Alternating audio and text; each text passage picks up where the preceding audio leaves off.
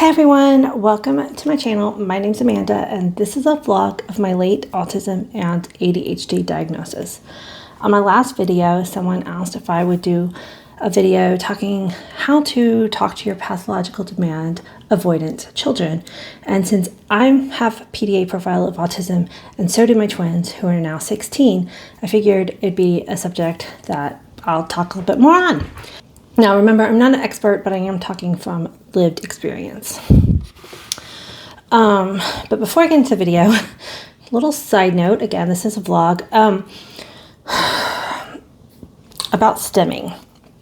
So a lot of times autistic people will develop a harmful stim and it needs to be redirected. I've recently developed what I would consider a harmful stim. And it's one that I've had on and off my entire life. And I've always been able to kind of redirect, but it showed up again. And that is where I will sit here and crack the cartilage of my nose. Something about that sound and feeling, just my brain wants to do it.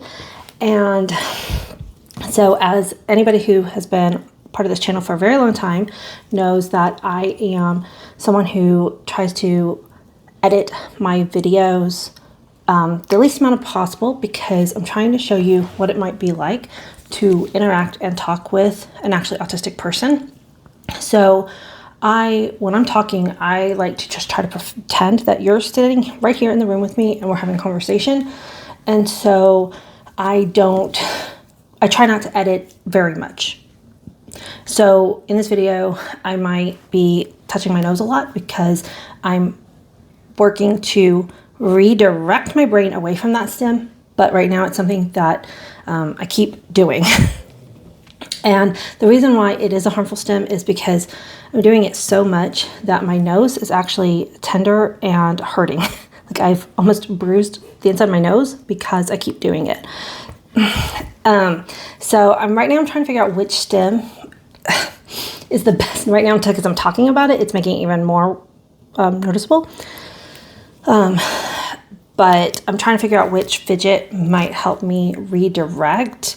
Of these noodles out right now, and then I also have my magnets, which gives me that same kind of sound as the cartilage popping, but it doesn't, I don't know.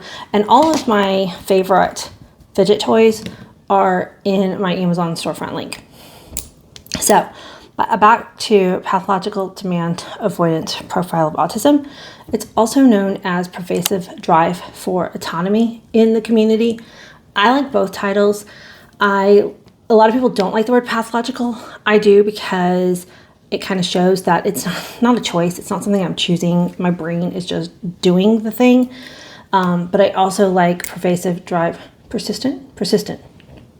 persistent drive for, sorry, I said the wrong thing. Persistent drive for autonomy because it is all about autonomy. So I have a whole playlist of PDA videos. So I'm not going to go into too much detail about what PDA is because if you clicked on this video, you're wanting the advice on how to talk to your kids. So therefore you probably already know, but just to summarize it so that we're on the same page. Pathological demand avoidance is when a person's brain perceives a demand on their nervous system, on their system. And when that happens, the nervous system response is activated. Similar to somebody, Watson, that's just a car starting outside. You don't need to growl. Similar to somebody with PTSD. And so that is the fight, flight, fawn, or freeze response. And so to give some examples of how these responses might appear and show up in your kid, and also I want to emphasize that the demand may not seem logical to the person outside, like to other people. It is triggered by the person with pathological demand avoidance. And it can be an external demand or an internal demand. So oftentimes, like when I want to do something, like need to do the laundry today, then now that feels like a demand that I've placed on myself. And then my brain will do other things. And I'm going to talk about that in a second here. So fight, flight, fawn, or freeze. So fight one is often very obvious. You tell your kid to put their shoes on and they say no. And that one can be really bad because it can kind of get into a power of wills struggle. Flight, again, like what I just said, like if I need to do the laundry as an adult, my brain will say no, but then all of a sudden I might be like emptying the dishwasher, taking the dog on a walk, sweeping the floors, like all these other chores. And it's flight. It's doing all the things except for the demand. Now, in a child, this may also happen. Like you ask your child to do one thing and they might start doing some other things. But also flight can be an eloper. Like you tell your child to do something and they just run away from you. But in a child, if they start doing other things, then it's more likely, in my opinion, going to be the fawn response. So like if you tell your child to, I'm trying to think of a chore for a little child. Like, even, let me just use my teens right now. If you tell your child to empty the dishwasher and they start doing their own laundry or, cleaning the bathroom or one of their other chores, it might be a fawn response because they know you want them to do the dishwasher and their brain says no because it's a demand, but they want to fawn and not have you be mad at them. So they'll do all the other things. So it could show up like that. And then the freeze response is going to often look down like an autistic shutdown. They might just, get quiet and they either won't talk or can't talk. What I mean by won't or can't, sometimes when an autistic shutdown happens, they're just processing and it's like, I don't want to talk to you right now. Like, because no matter what I say, you're not going to understand me. You're not going to listen. So I could talk, but I don't want to because again, that almost feels like a demand. But sometimes it can't talk and the vocal cords might actually seize up and it is selective mutism at that point and they literally can't talk at that point and just shut down, withdraw, pull in, and that'd be the freeze response. So these are some of the responses that could happen to a lot of severity of degrees with a PDA. Now, especially if you have a high masking child, they might be able to push past some of these. So for instance, my mask was that I had to put other people's comfort ahead of my own. So when I was a child, often that mask would outweigh any pathological demand response. And it wasn't until something really triggered me that I would have one of these responses. As an adult, my PDA gets triggered a lot more often than it did as a kid. And it comes down to autonomy. I honestly believe that, and again, because I wasn't diagnosed until 42, I think if I had been diagnosed a lot earlier and understood and been able to come up with coping mechanisms and accommodations a lot earlier, my life may have gone a different path. But I honestly believe that I was never able to work a normal type of job because of PDA. Because one of my biggest triggers is demand on my time. When somebody puts demands on my time, I will get shut down. I will go into fight flight mode, not usually fawn, and eventually it'll lead to burnout. So my 20s, I had a couple little jobs here and there, but eventually flight. I would have to quit because I could not stand being on somebody else's schedule. But I didn't understand or have the language for it back then. And I couldn't even look for a job where I maybe had more control of my schedule because I didn't know what was going on. So it's when you're dealing with a PDA child, it's all about giving them as much autonomy over their schedule, their, everything that they can do as possible.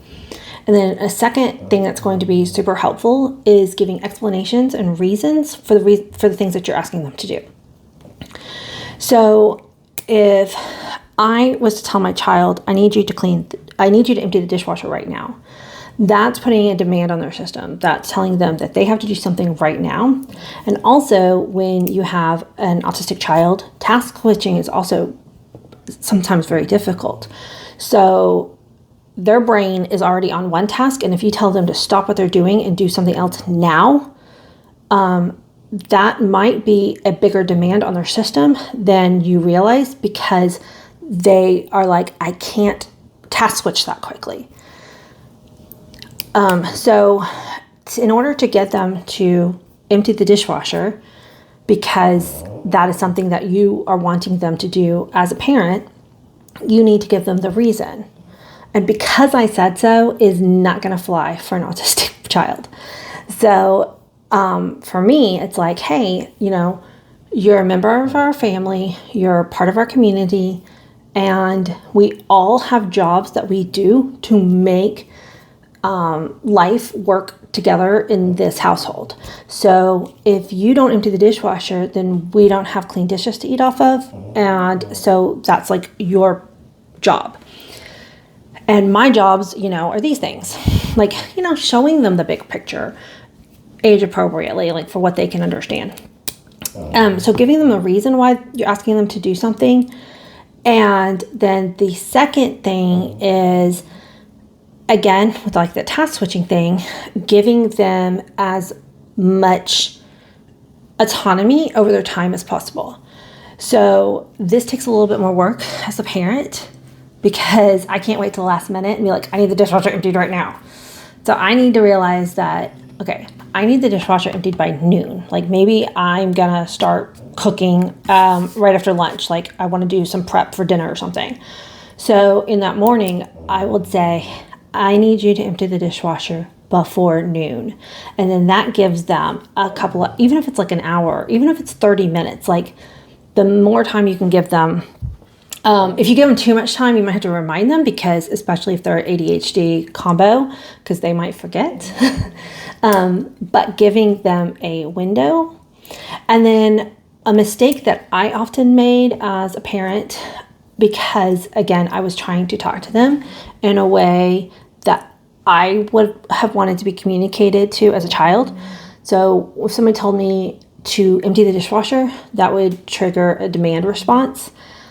But if they were asking me nicely, then yeah, I want to help out. So I would often ask my kids, hey, could y'all empty the dishwasher? And I learned very quickly that my autistic children, because I want to raise them as kids that know how to say no to people. No has always been a choice in my family, but there are some times when no is not appropriate. So when you're parenting and allowing your children to say no to you, you need to be careful when you give them that choice. And I only let them say no when it's something that doesn't bother me. So for instance, like if I was thinking about taking the dog for a walk, but I really didn't want to, and I asked them, hey, would y'all take the dog on a walk? And they said no. Be like, okay, I asked, y'all didn't, I'm going to do it. No big deal. Like I'm giving them the opportunity to say no. That was something that was not given to me as a child. I never was allowed to say no. And so if my mom asked, could you empty the dishwasher? The only answer was yes. And it was like she was asking to be nice, but the answer was you couldn't say no. But my kids, I allowed them to say no. So I learned very quickly that I could not ask that in that way on the things that I don't want them to say no to. So if I need them to empty the dishwasher, it's not an option, then I just give them that time allotment so that they can still have their autonomy. You know, please, I need you to empty the dishwasher before noon. So that's giving them, you know, a direct thing, which could be perceived as demand, but by giving them time slot, then that gives them back some autonomy. And giving them a reason so they understand why they need to do the thing makes it where they're more likely to want to participate. They also, a lot of times, I need you to do this. They want to be part of the team. They want to help out. Asking someone, do you want to empty the dishwasher? No, they don't want to. And who does, right? So I don't give them that option when it's something I need to be done. So a couple other things that I did for my kids that helped us. And again, it was before we were all diagnosed. Like, I had no idea of these things. I just sort of naturally accommodated my kids and myself because I'm also PDA. And so I just parented them in a way that, I basically would have wanted to be parented. And some of it was just solutions that I came up with because I needed it. Again, demands on my time is big PDA for me, and kids are nothing but a demand on your time, right? So one thing that worked for our family, it may not work for yours, but hear me out. My kids have never had a bedtime. They've only had wake up times. And part of this was because by 7 p.m., I was done. That's when I needed to log out, right? Now, of course, as a parent, you're never actually done. But what we did was, once they were toddlers and stuff, we would do our bedtime routine around 7 p.m. and I'd put them in their room. And we were lucky enough to have a separate playroom. So their room only had stuffed animals and lots of blankets in them. If I had it to do over, I probably would give them books too, once they were at the age where they knew not to rip up books. But at the time, I was thinking I just wanted it to be as boring as possible in the room, but I still think books would have been good. And so at 7 o'clock, when we did our routine, they had to go to their room. And they could come out to the bathroom, whatever, not if they were coming in and out. That was ridiculous. They knew they had to go to the room. And they didn't have a bedtime. They had to go to their room at 7, but I never said you had to go to sleep. So again, that gives them autonomy. And they would sit up and play dolls and whatnot, crack each other up. We could hear them on the baby monitor. It was hilarious. I wish that I had one of those video camera ones, but they were born in 2007. The video camera ones weren't readily in a price range for most parents at that time. But the antics that they had were hilarious. There'd be times where, so my husband and I, we usually go to bed at 10, and we'd go up to their room and we'd open the door and they would be it looked like a frat party. They would be asleep in the weirdest positions, and then we'd pick them up and put them in their toddler beds. And they slept. We'd put them down. But we could hear them on the monitor. They would usually sleep by 8 o'clock most nights, sometimes 7:30. They weren't, it's not like they stayed up that late, but because they had autonomy, bedtime was never an issue. They just went to bed. But the biggest part was I'd wake them up at 8. And so that kept their rhythm, their circadian rhythm or whatever. That sometimes could be really hard, because if they did stay up later and they wanted to sleep in, as a parent, you're oh my God, they're sleeping. I don't want to wake them up. Don't want to wake them up. No, I woke them up. They got woken up at 8 or 8:30, depending. And that just kept them on their rhythm. And then I had control, because I got to pick up when my kids were awake. And then at 7 o'clock, I basically could be okay, y'all are in a safe, baby-proof space with a baby monitor. I could kind of sort of check out and just be listening on the monitor if there was something that I needed to go in there for.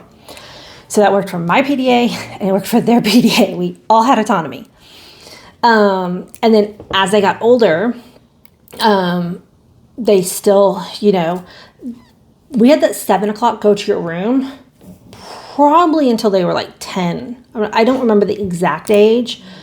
And at some point we did allow books so they could read until they fell asleep. And then I want to say maybe it was like 10 or 11. We didn't say they had to go to their room anymore, but it was also still like we were kind of, we were done. Like, parents are off duty at this point. Y'all do what you want. They still didn't have a bedtime, but they didn't have to go to their room once they were that age. And that still worked for us because, again, I still had that wake up time. So they weren't like teens that like stayed up all night because they knew they were going to be woken up. So that was a huge, like, if you've got bedtime fights every night, giving them that autonomy and be like, okay, you be responsible for your bedtime. And there was always that thing, like, if you're not getting enough sleep, then we may have to change this. But they never stayed up late.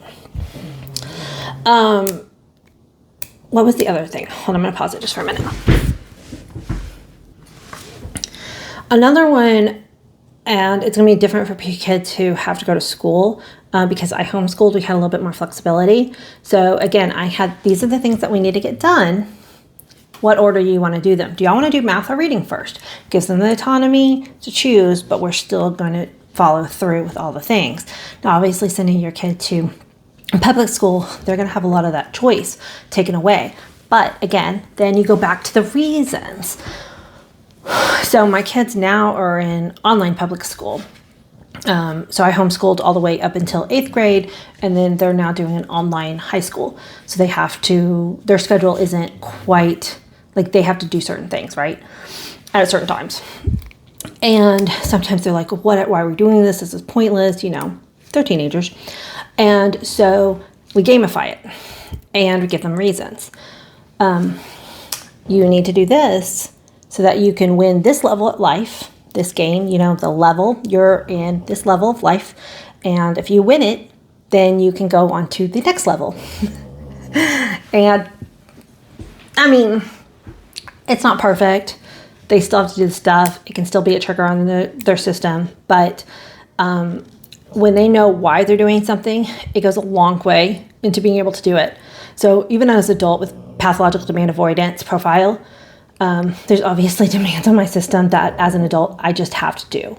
Like, I'm in charge of doing, like, my kids fix their own breakfast and lunch. My husband does his own breakfast and lunch, but like, I like to cook family dinner because that way, like, there's one meal of the day where I'm kind of like making sure that they're getting a couple vegetables in, and that we usually sit around the table to eat dinner together. And not always, but most nights. And oh yeah, I forgot where I was going with that. But there's some nights where I was like, I don't want to cook dinner. Like, it feels like such a demand on my system. I used to love cooking. I've made some videos about it recently where I've had a 180, and now I'm really struggling in the kitchen. I don't like to cook anymore. But again, that's like part of my responsibility in this family. And so it'll trigger that demand system. And so I just have to kind of, like, what I say, push past it. Like, I have to do the thing because it is a responsibility. Now, there are times where PDA gets triggered, and it is very hard to overcome. And again, it can be internal or external demands. I honestly sometimes am shocked that I got through school, because one of my biggest ones is if somebody recommends a book to me, I can no longer read it. And a perfect example of this was I was reading Unmasking Autism. I'm sure most of y'all have heard of it. And I had checked it out from the library. And I didn't finish it in time before it had to go back because it's a nonfiction. I was reading it along with another book, and I was just taking my time, and I didn't realize, I ran out of time. So it went back to the library, the ebook, and the wait list was really long again for it because it's a very popular book right now. And I was telling this to my therapist, and she said, hey, I want to read that book too, because she hadn't read it yet. And then she had budget. She's like, I'm going to buy you a copy if you want it. And I was like, wow, yeah, that'd be awesome. So she sent it to me as a gift. As soon as she sent it to me, I couldn't read it anymore. I was like, I wanted to read this book. But once somebody said, hey, read this book, which she didn't even say that, but that's how my brain interpreted it. And so it's still sitting on my bookshelf. I want to read it, but now, and I've picked it up several times, and it's like my brain won't focus on the words. Like, I get distracted because I'll read a sentence and I'll read a sentence, and it's like it won't absorb the information because I don't know if it's in fight mode or what with itself. So I'm hoping one day I can get back to it and I can tell my brain, just chill. I want to read this book. It's so frustrating. And when it's in the grand scheme of things, it's not that big a deal. So I just don't. But I save those energy points for the things that trigger my PDA where I do have to work through it. Like last week, my kids had an IEP meeting for people in different countries. That's an individualized education plan for the public high school that they're at. And it's an accommodation for them being autistic. I did not want to go to that meeting. Did not want to go to that meeting. But, you know, I'm an adult. I'm their parent. I have to do it. So, like, there are certain times where the PDA, it's like I just have to push through. And again, having the reason helps, even as an adult, knowing that having this IEP for my children makes their schooling system so much easier, and not easier, but like functional for them, gives me the like reason, like, okay, I don't want to do this, but it's important and I need to, for me to follow through. So just like your kids. And there's so many times in life where you don't want to slow down and give your child the reason behind it. Or sometimes you're not even sure. It's just like a gut instinct. You're like, the answer is no, I don't know. I need you to do this. If you as the parent can take the time to do the work to find out, why am I asking my child to do this? What is the reason behind it? Autistic kids respond so well to knowing the reason. Our brains sometimes cannot move forward with an idea or a task or an event unless we have all of the information, or as much information as we can about it. Our brains need information. We need reasons. And then it's like, okay, yeah, okay, I can get it. I can do it. Now, if your reason has holes in it and has things that your kid's going to argue against, that's a whole nother story. But let me tell you, because again, I'm the kind of parent who wants to raise children to not just do what they're told just because. Like, I want them to, I want them to be able to stand up for themselves, right? So if I've told them to do something and they don't agree with it and they come to me in a logical, calm manner and we discuss it, there have been times where I'm like, okay, yeah, no, I totally get your point. Let's revise. And again, that helps with autonomy because it gives the power back to them. And I'm like, okay, well, I still need this done. How are we going to get to that point? And bringing them in on the process. And you can do this at any age. Like, even toddlers can be an active participant. If like, okay, my goal is we need to be at school at 8 o'clock. What, kindergartner, 5-year-old, what can we do to make that goal happen? Does that mean that you need to sleep in your clothes? I've heard some autistic parents do that. Their kid sleeps in their clothes because getting dressed in the morning is too much. So they go to bed in their clothes, they get up and go to school. So it's like being able to be flexible and say, this is my goal. Now let's work backwards on how are we going to make that happen. So being creative is a really good life skill to have with a PDA child, I think. Anyway, I hope this video has helped. Let me know if you have any questions. I will try to answer them. And until the next one, bye.